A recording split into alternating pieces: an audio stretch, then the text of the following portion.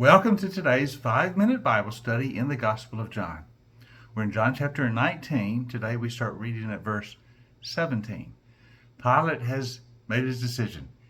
He's turned Jesus over to the soldiers for crucifixion.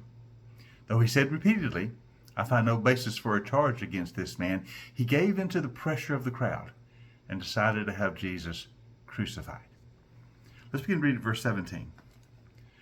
Carrying his own cross, he went out to the place of the skull, which in Aramaic is called Golgotha.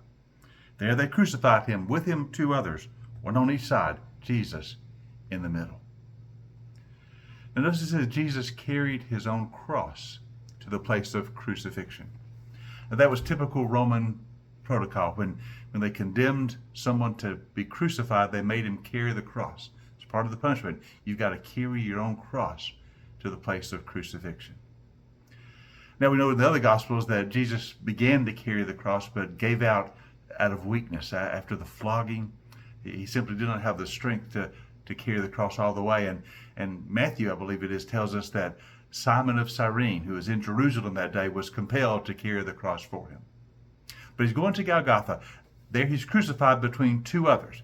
Now, crucifixion was always in a very public place, because the Romans wanted the crowd, the population, to see people being crucified, hanging there in public, and to remind them of the might of Rome. And if you do something we don't like, this is what will happen to you. It is a way of controlling the population. So Golgotha is just outside the city. Everyone sees it. Jesus is crucified between 2 thieves, but also 2 involved probably in some kind of insurrection. Pilate had a notice prepared and fastened to the cross. It read, "Jesus of Nazareth, the King of the Jews." Now, why did Pilate put this placard above the cross? Well, again, that's Roman protocol. They would place a sign that identified the crime for which they were executing this person. And so when Pilate puts up there, "Jesus, King of the Jews," that's based on the accusation they had made against Jesus that he's leading a rebellion, trying to overthrow the authority of Rome. Now, you remember Pilate did not believe that, and you remember he had that conversation with Jesus about being a king.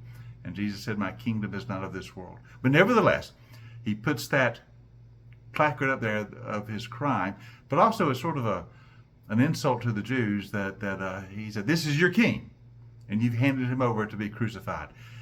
Pilate did not really get along with the Jewish people. They didn't like him either. You could see that tension in all the trial.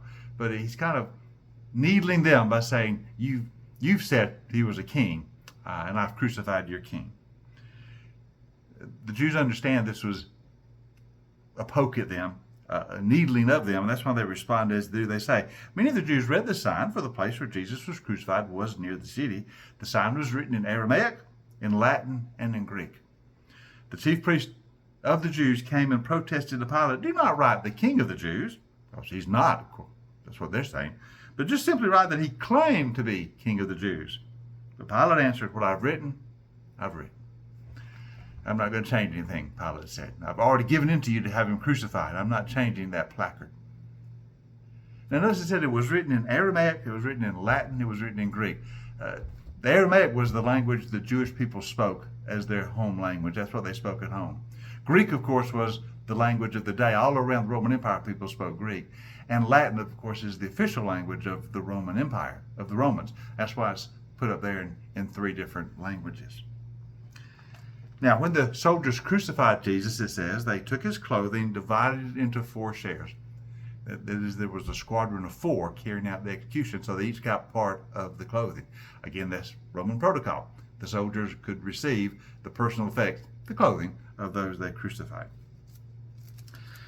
Each of them got 1 garment, and the undergarment was remaining. This garment was seamless, woven in one piece from top to bottom. "Let's not tear this," they said. "Let's decide by lot who will get it."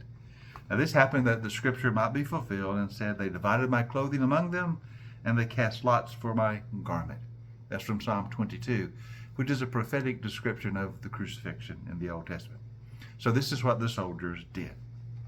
Now this last piece, they didn't want to tear it in pieces and ruin it, so they cast lots to see which soldier would get it. If you've read the famous book, The Robe, or seen the movie The Robe, that movie is based on this incident where Jesus' robe was not torn, but they gambled for it. You remember, I'm sure, the movie well. But anyway, they crucified Jesus. This is the hour for which he came. Because remember, he came as our Passover lamb. And the blood he sheds on the cross is the blood for our salvation. Just as in the Old Testament, the blood of the lamb protected from the angel of death as he passed through the land in that 10th plague. Now we are saved from eternal death by the blood of Christ when it covers our life. Jesus has come to give himself on the cross as our Passover lamb.